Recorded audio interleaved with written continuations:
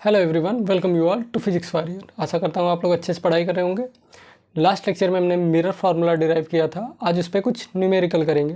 तो पहला न्यूमेरिकल है जो कि है N object is 20 centimetre in front of A concave mirror. N object is placed, लिखना है यहाँ पे, placed at 20 centimeter in front of a concave mirror of radius of curvature 60 centimeter.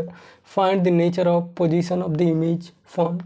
जब भी आपको क्वेश्चन आए तो आप पहले मिरर फार्मूला को लिख लीजिए, 1/f is equal to 1/u plus 1/v।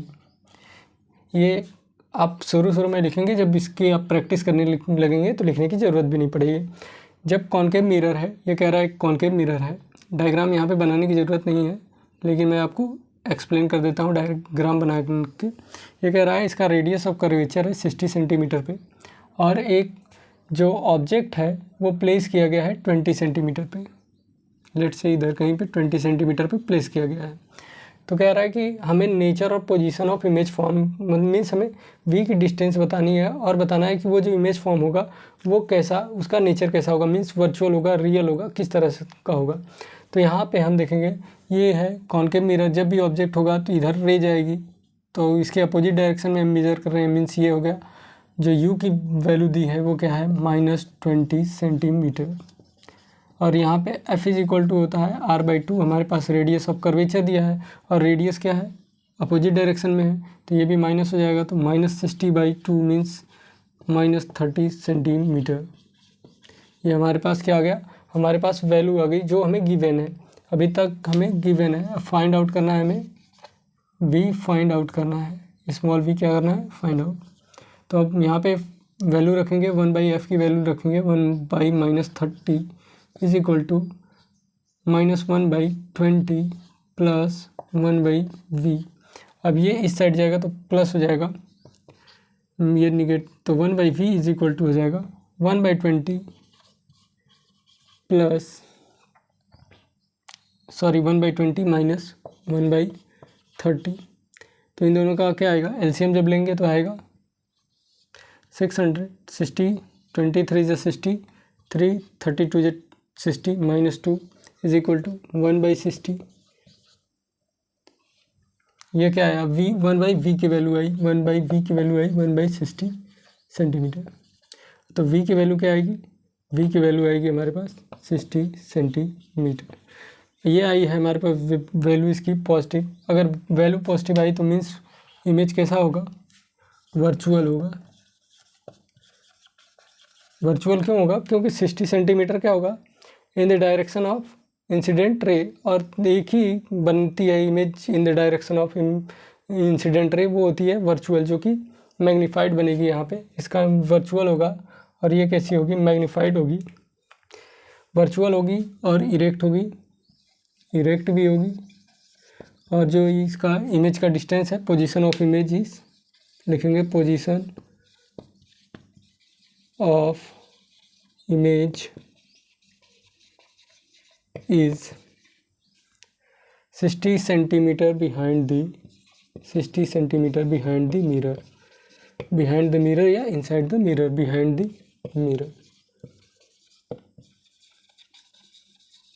ये क्या करेगी, इधर कहीं पे 60 सेंटीमीटर पे जो क्या है, इमेज फॉर्म होगी। तो यहाँ तक पॉज करके नोट डाउन कर लीजिए। नेक्स्ट क्वेश्चन देखते हैं इसके बाद।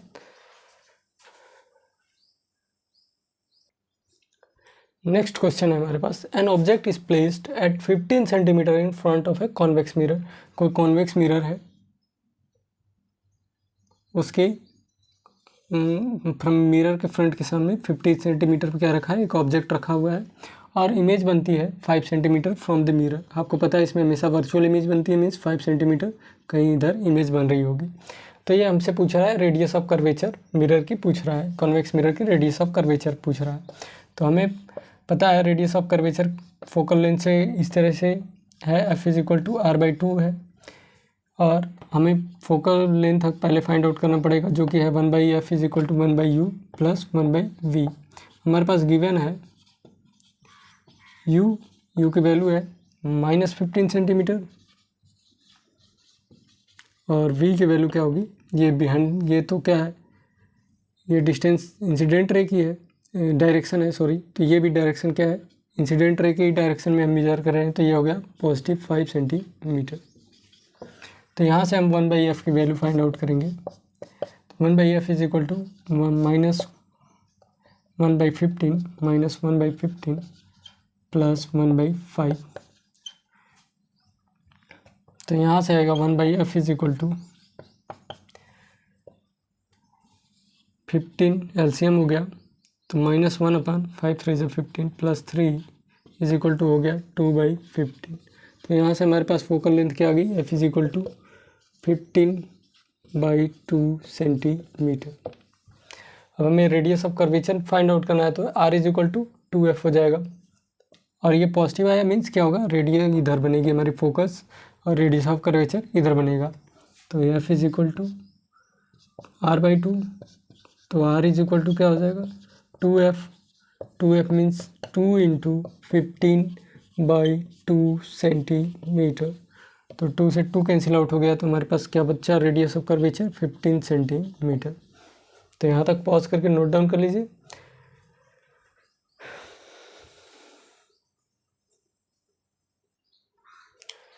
नेक्स्ट हमारे पास क्वेश्चन गिवन है कि एक कॉन्वेक्स मिरर है और उसमें एक ऑब्जेक्ट प्लेस किया गया है 12 सेंटीमीटर पे, और उसकी जो फोकल लेंथ है वो 15 सेंटीमीटर है। तो हमें यहाँ पे इमेज की डिस्टेंस फाइंड आउट करनी है और उसका नेचर फाइंड आउट करना है। तो हमें इमेज डिस्टेंस फाइंड आउट करनी है, तो यहाँ पे हम क्या करेंगे, मिरर फार्मूला का यूज़ करेंगे। अब आपको पता है कि ऑब्जेक्ट डिस्टेंस है मीन्स ये क्या होगा, निगेटिव होगा, -12 सेंटीमीटर होगा, क्योंकि कॉन्वेक्स मिरर के सामने प्लेस किया गया होगा और ये इंसिडेंट रे के अपोजिट डायरेक्शन में होगी।